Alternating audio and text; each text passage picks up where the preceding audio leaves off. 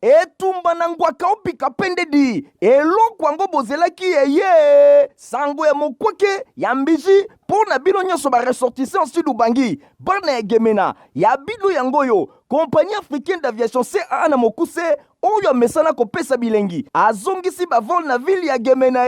désormais bokobanda kozwa 2 fois par semaine veut dire lundi na jeudi bavol vers Kinshasa gemena Kinshasa kasi bavol yango pe na avion bimpuka te kasi na Airbus A320 CAA elengi bangwaka boa elengi boa suka po moto eloba etumba na ngwaka opika pende akosa te po bompikiliki boa nango pardon CAA 30 ans d'expérience mokoka na service ya peuple congolais mokili mona pendima les lois sopeli bana gemena luxe ya mpepo pe savoir faire na ye na CAA mosala se mosala mbote pe merci na mino ndenge vous beli bosala télévision la bino pona kolanda info lingala journal ya peuple merci na fidélité pe confiance vous continuer kozana nango na journal na bino to fongola journal ya mokola lundi 23 octobre pona kosamno la présence ya chef de l'état Félix Antoine Tshisekedi pe ba chef ya ba institution de cour constitutionnelle la sala qui rentrée judiciaire na week-end de l'équipe na palais du peuple héritier mapinde minadi na sona bazaki na compte info lingala la présence ya chef de l'état Félix Antoine Tshisekedi Tshilombo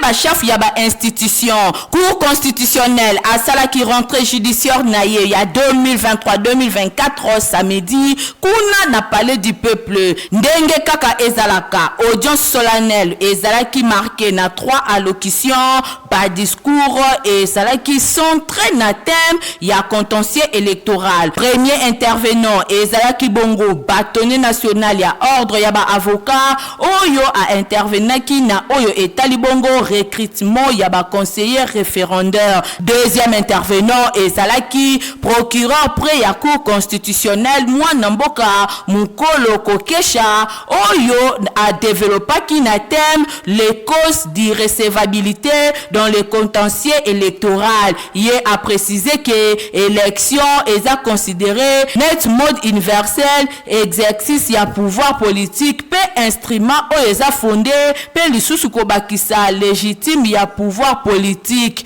ona kosukisa président ya cour constitutionnelle Dieudonné Kamuleta ye azalaki troisième intervenant et pas wapi a exposé qui da thème les incidences des innovations de la loi numéro 06/006 il y a le 9 mars 2006 portant organisation ya ba élection présidentielle législative provinciale urbaine municipale local ndenge kaka ezali modifié na mikolo ya lelo sous activité ya juge constitutionnel congolais en tant que juge électoral a souligné que choix oyo ezali validé na souci ya kobongisa chemin en vue ya ba échéance électorale ya décembre 2023 Dieudonné Kamuleta a rappelé que cour constitutionnelle a outi ko examiner contentieux ya ba candidature pour na ba élection législative pe aza ko se préparer ya ko aborder ba contentieux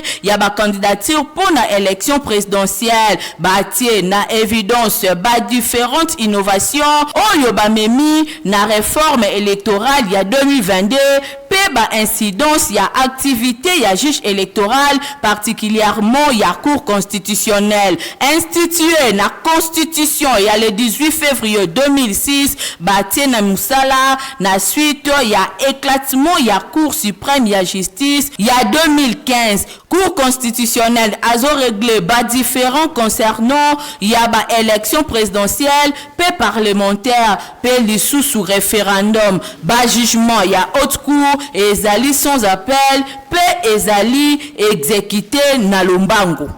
na masolo etali kaka na masolo etali chef de l'état Félix Antoine Tshisekedi Tshilombo baki ayambaki week-end l'équipe na cité ya Union africaine délégation ya ba gouverneur pe ba président ya ba assemblée provinciale ensemble ba lobelaki makambo etali processus électoral héritier mapine mi ba détail. Week-end élection na cité ya Union africaine, chef de l'État Félix Antoine Tshisekedi Tshilombo abetaki masolo elongo na délégation ya ba gouverneur pe ba président ya ba assemblée provinciale balobelaki mingi makambo etali processus électoral batalisi na bobina bango balobi baye ko présenter et pas ya chef de l'État ba préoccupation na bango pour l'organisation ya élection pe lisusu kotalisa ye mwa kobanga na bango oyo ezali par rapport ya problème oyo eza na assemblée provinciale na bango ndenge Léonard Makombo président ya assemblée provinciale ya Mai Ndombe atalisaki na bobimi na bango alobi chef de l'état ayokaki bango pe atalisi bango ke nyonso ekoleka malamu pona ba élection oyo ezali koya selon ye oku ya makisolo na bango ba gouverneur pe ba président ya ba assemblée provinciale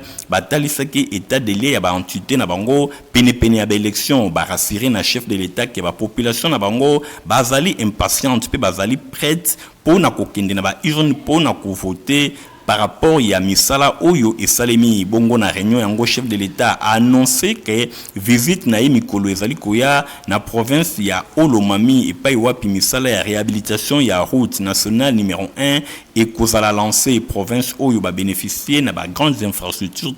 depuis plus de 18 ans président Tshisekedi akokende lisusu na Grand Bandundu et pa wapi akosala pe lancement ya misala ya kotonga banzila. Tobeta bongo masolo ya seni pour la osano que président de la commission électorale nationale indépendante Sénat Mukuse Mwanambuka Denis Kadimaye a solo la kina délégation ya mécanisme national il a suivi accord cadre ya Addis Abeba comment manquer pas professeur Alphonse Tumbalouaba Stéphane Skande bas détail. Président de la Commission électorale nationale indépendante, Denis Kadima, a bêté qui m'a solo la délégation, il y a mécanisme national, il y a suivi accord cadre Addis Abeba et Kambama qui n'a coordonnateur n'ango professeur Alphonse Ntumbalouaba Lumu. Bouyeba hôte ya centrale électorale ba yaki na ba nouvelle na bango auprès ya hiérarchie ya centrale électorale pour na koyeba makambo nyonso ndenge ezokoleka. Président ya Seni atalisaki bango ba différentes étapes oyo ezali déjà franchi pour na processus électoral oyo etikali 2 mois pour to koma le 20 décembre 2023. Bosimbake en tant que mécanisme national ya suivi ya accord cadre ya Addis Abeba pour na kozaba information ya malonga oyo esengeli pour na ba élection ba étape nyonso oyo ezali déjà franchi pe oyo etikali nyonso e betamaki masolo pe ba difficulté oyo Seni azali kokuta na yango. Président ya Seni atalisi bango ke ba élection eko salema le 20 décembre ezali koya pe campagne électorale ezali kobanda déjà na mois ya novembre bango balobi ba sepel na masolo oyo ba beti elongo na président ya Seni ba evokaki ba aspect nyonso politique socio pe ba élément nyonso oyo ezali ko entourer ba élection. Bosimba ke mécanisme national ya suivi ya accord cadre ya Addis Abeba ezali organisation et salima na 2013 pe ezali soutenu na Union africaine pour la consolidation ya kimia na région ya ba Grand Lac. Tobeta bongo masolo na ngambo ya honorable Nerambungumbu oyo akomuniaki dimanche 22 octobre na basi ya ba pasteur oyo ba sangala bongo na structure ba bengi collège de pasteurs et dynamique de pasteurs de Kinshasa. Héritier Mapine Miladi landu ba détail. Honorable Nerambungu a betaki masolo dimanche eloki elongona basi ya ba pasteur oyo ba sangana na lisanga ba bengi bongo collège de pasteurs pe dynamique de pasteurs ya Kinshasa. Ezalaki occasion pour na mfumo banga moyo ayeba na ko annoncer na ba invité na ye candidature na ye na députation nationale na mo Mbappé provincial na commune ya Kisenso. Ponatina etali élection générale oyo ekosalema le 20 décembre ezali koya na République démocratique du Congo. Na maloba na ye, l'homme du peuple a exhortaki bango basala choix moko ya malonga pona ba candidat na scrutin oyo ezali koya pona rejoindre l'utile à l'agréable. Honorable Nerambungu a prévoyaki repas moko oyo akabolaki na occasion elongo na basi ya ba serviteur de Dieu accompagné na mibali na bango. Bosimba ke première rencontre oyo ya honorable Nerambungu elongo na ba couple ba pasteur ezalaki marqué na prière moko ya kafu ya soutien et pa ya honorable Nerambungu pe ezalaki suivi na exhortation selon ba épouse ya ba pasteur. Événement oyo ezali organisé na initiative ya honorable Nerambungu ezali eloko ya liboso na vie conjugale na bango pe na ba prière na bango balobi ba kosenga na Nzambe à bénir davantage les 5 fois élus na ville ya Kinshasa pe ba promettre ye ba kopesa ye ba voix na bango na élection ya 2023. Confirmation ya présidente ya basi ya ba pasteur membre ya dynamique Élysée Toutouana. J'ai un sentiment de joie pour la marque ya honneur marque à confiance honorable Nero Mbungu Fuma Banga Molo atalisi epai na biso ba maman asepeli mbala oyo à travers na biso basi biso maman pasteur vraiment eza esengo omona mutu munene mokonzi munene ko associer biso ba maman na kata action na ye walingi asala toza vraiment na esengo makasi tosepeli nango makasi na initiative oyo. Honorable Nero Mbungu azalaki accompagné na molongani na ye Madame Régine Luzolo pe staff na ye mobimba pe lisusu ba membre ya bureau politique na ye nyonso elekaki na ambiance moko ya fraternité pe satisfaction ezalaki makasi epai ya ba couple ya ba pasteur oyo bayimaki na esengo makasi pe babinaki musique religieuse. Président, il y a parti politique éveil de conscience patriotique Paul Bindu Musambali Ayambama Kitoko week-end de l'Ekina ONG Congo Handicap Nyon, c'est le cas qui n'a quartier Masangambila pour la commune, il y a Monga Fula France, Kanzaloko reportage. Bakarte nyonso ya commune ya Mongafula eyindeki na ndenge ya kosakana te weekend eleki ezalaki occasion pona mwana mboka Paul Bindu Musambali oyo azali kokamba parti politique babengi éveil de conscience patriotique ECP na mokuse ye ayambamaki na ONG Congo Handicap oyo esangisi ba personnes vivant avec handicap bango bayambaki ye na ndenge ya kosakana te ndenge kaka bino moko bozali komona boye na ye ezalaki opesi mbwa aboyi nyonso elekaki na quartier Masangambila na mbala moko Henri Zamba oyo azali président ya ONG Congo Handicap azwaki maloba pona koloba bien fait ya Paul Bindu Musambali oyo azalaka déjà membre d'honneur na bango asunga bango pe mingi na mbala moko ba présentaki lokola candidat na bango unique pona députation nationale ya district ya Lukunga epai wapi Congo Handicap balobi yende azali moto na bango na mbala moko ba signaki ba fiche d'adhésion pona kolakisa ke ONG Congo Handicap et côté désormais na parti politique éveil de conscience patriotique oyo président na bango Henri Zamba à côté déjà rencontre oyo ezali premièrement il y a pour formaliser si vous voulez partenariat entre Congo Handicap ou ezali pe ONG nangai parce que nazali membre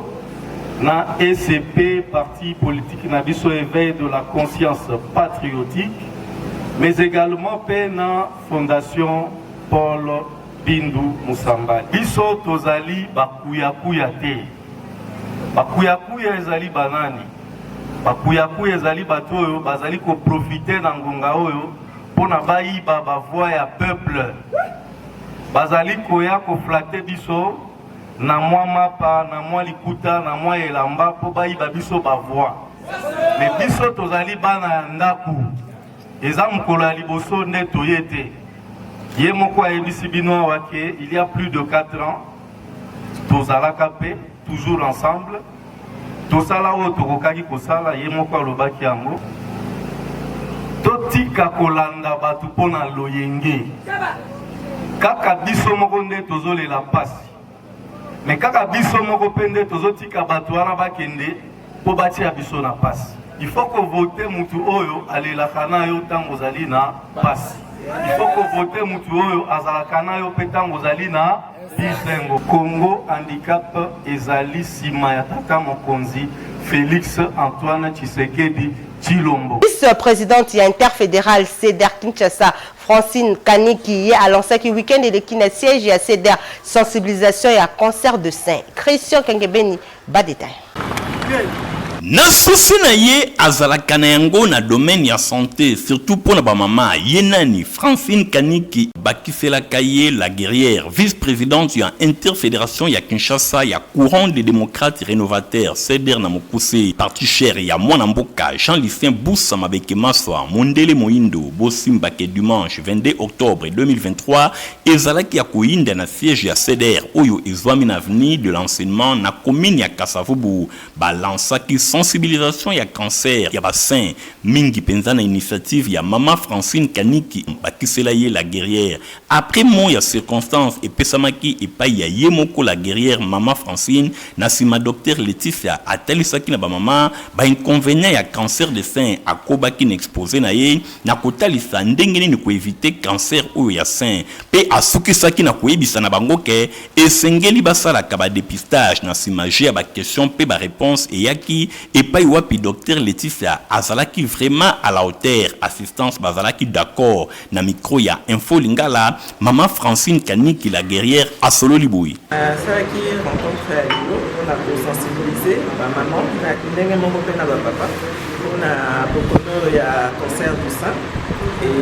maintenant qui bayoka nganga a pesa biso ba explication ba plus ample explication par rapport à la maladie parce que na et donc on est que ça là pour non seulement pour prévenir mais aussi pour na kubikisa maladie wana soki ekonomi biso. Moko ya ba mama participante yepe abakisaki boyi. Tozalaka na bobangi makasi ya kosala dépistage. Mingi tozalaka na kobanga ya koyeba te soki naza nango na kovivre ndenge nini nde yango sikoyo munganga ye ko lendisa biso ke tosala dépistage po tovivre ndenge esengeli. Makambo ya mutuya yango yo ndenge balobaka la santé passe avant toute chose. Lisusu bosimbake Mama Francine Kaniki la guerrière azali candidate députation nationale pour la circonscription électorale ya Lukunga.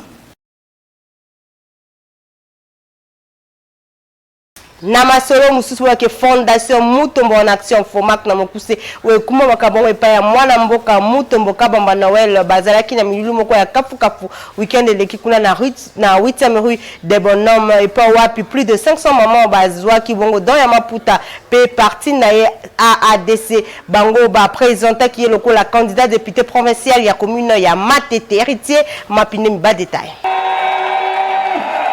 École Babengi Ménonite na 8e rue des Bonhommes na commune ya Matete e yindaki na ndenge ya kosakana te weekend eleki ezalaki na cadre ya fondation Mutombo kabamba en action Fomak na mokuse oye kambamaka epai ya yemoko mwana mboka Mutombo kabamba Noël bosimbake ezalaki pe occasion pour na parti politique Babengi AADC oye kambamaka epai ya mama Adel Kabena bayeba na ko présenter Mutombo kabamba Noël lokola candidat na députation provinciale ya commune ya Matete bosimbake Fomak asangisaki etuluku ya ba mama ndenge kaka bozali komona mikolo eleki deja ba mama basangana kana cadre ya Fomak basadera ki pe na parti politique Babengi AADC et bongo tango Mutombo kabamba Noël akotaki botala bino moko ezalaki opesi mbwa aboyi na mbala moko secrétaire général maître Eloy Pupa oyo ya AADC azwaki maloba pona kopesa ba éloge epai ya Mutombo kabamba Noël na misala azali kosala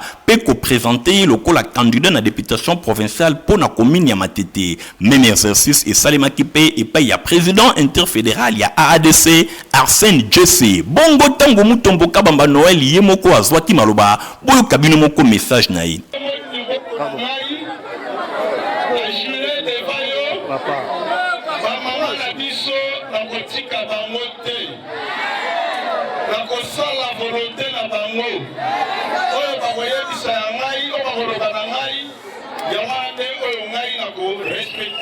na mbala moko distribution ya plus de 500 pannes mobimba et salemaki epai ba mama ya fondation Fomak oyo ndenge bino moko bozali komona basepelaki pe batalisaki esengo na bango.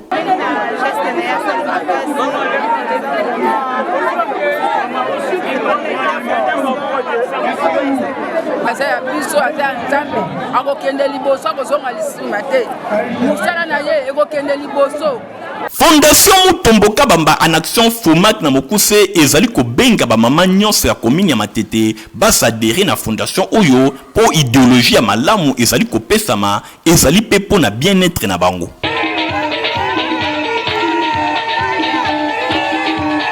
C'est à Zong Sivol na yena destination ya Kinshasa Gemena Kinshasa oeza ko sali mabongo na Airbus A320. Bana Sidu Bangi Mokulungande Domo Tokos CAA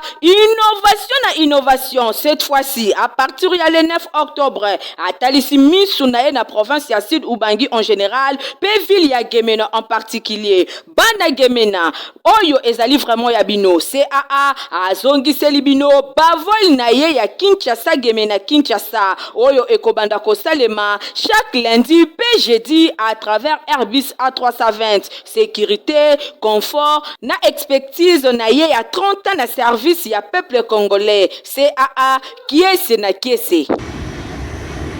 Institut supérieur des techniques protestants de Kinshasa, Bango va fournir ma porte na pour l'inscription à l'année académique 2023-2024. Nadine Nation na français Kanza Lokoka Bazoka na compte info lingala. Coco, oui, Kota, porte ezapolele, yango elingi tout simplement kolobake, na Institut supérieur technique protestant de Kinshasa, ISTPK na Mokuse, pa fongoli ba porte na bango, pour na ba inscription ya année académique 2023-2024, et pa yuapi, baza la mission c'est moko, ya co-formé, ba technicien ya qualité, na sciences de santé, pe infirmière, oyo, bazo procédé, na ba section lokola, section technique, ya laboratoire, sciences infirmières, sage-femme, pédiatrie, informatique de gestion, santé publique, santé communautaire, technique biomédicale na ISTPK bazala système ya LMD oyo ba diplôme na bango eza reconnu na l'état na corps professionnel qualifié oyo ba pesaka ba formation moko ya kitoko kotia tembete bazana salle ya bibliothèque et kuba salle ya informatique ya malonga connexion nango ezalaka 565 po ba étudiant basala ba recherche na bango ndenge balingi bakisa lisusu centre hospitalier ya Elengi oyo ISTPK asala yango uniquement pour na pratique ya ba étudiant bano bauti kosi sa classe to bengi sibino boya ko s'inscrire na université la biso parce que formation eza ya kafu ya ko sakanate obaza vraiment na posa ya kosala science infirmier nazo benga bango vraiment baya awa na système ya LMD nyoso eza nango bien donc makambo ya bien ezoleka na formation eza kitoko donc au sentir vraiment que étudiants vraiment au centre de formation na vraiment kitoko makasi mona ISTPK na avenue Boudjala numéro 29 na commune ya Kintambo oza mobimba toujours na devise na bango savoir technicité développement.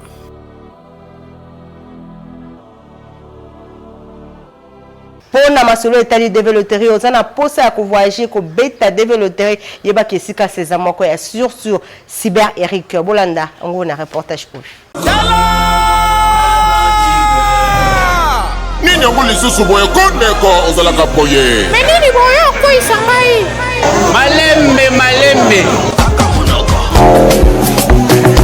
teko ya Kinshasa okondi na 24 communes na ba province tope na Brazzaville yeba yango que masolo ya développerie édition 2025 ici est parti du 4 octobre au 7 novembre 2023 yo mazuwa esi ya Pongombi yaka kotonte chance na yo autre occasion ya komona États-Unis d'Amérique mboka ya oncle Sam grâce ya Nzambe Congo yaya pembo kontina masolo ya développerie na Afrique centrale mobiba yeyo ADG Eric Mwamba patron ya agence de voyage Eric Travel oyo ekanga masolo na Kinshasa ya kosambesa te na $5 ya poma par personne papa maman mema famille na yo mobimba mpona kotonte chance yo mpe bamenga yo kanyon awa condition eza te awa na bagence de voyage Eric Travel bazali ba spécialiste na développerie na Congo mobimba grâce ya qualité et traitement ya photo matériel ya kitoko mpe bagent expérimenté bazali ba professionnel okanisi esili lufunuti na bagence Eric Travel prise en charge un peu famille d'accueil ezali 100% assuré et chaque année plus de 1500 gagnants babimaka awa tala ba preuve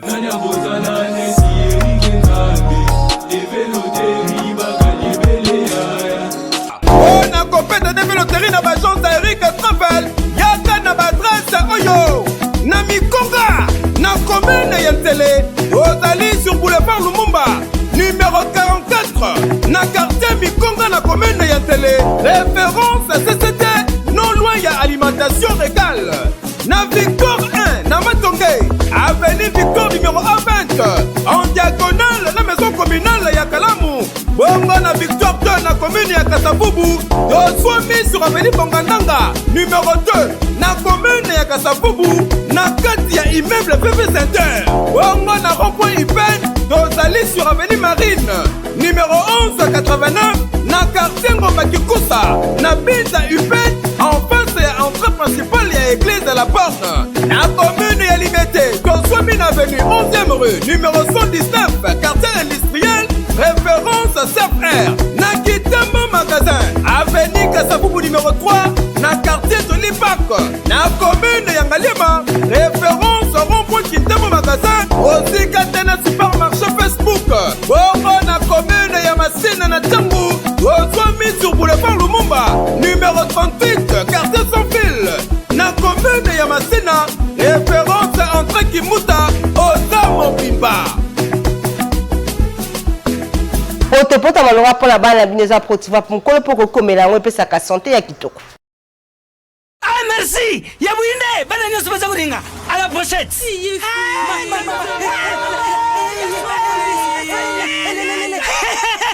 Vous allez quoi mais Protivap est tonne la protéine et énergie. Ah papa merci pour les Protivap pour les enfants. Eh Bino, bote la baonine. Bote na bodo la Bino. Mama kansa bomba bonga. Bona bana na yo bakumarukura bana oyo. Faut laisser kabango poto Protivap. Et ça ba pota te. Allez, kamata. Bon appétit. Bana nyeso ba yaka Protivap. Ah ba sisi kulia ya bango Protivap. Ba bandi ba dansi na bango ya ba bébé pro. Tala. Ba yango chata kitoko ntoto makachi tukana mbimbi oyo tukana mbimbi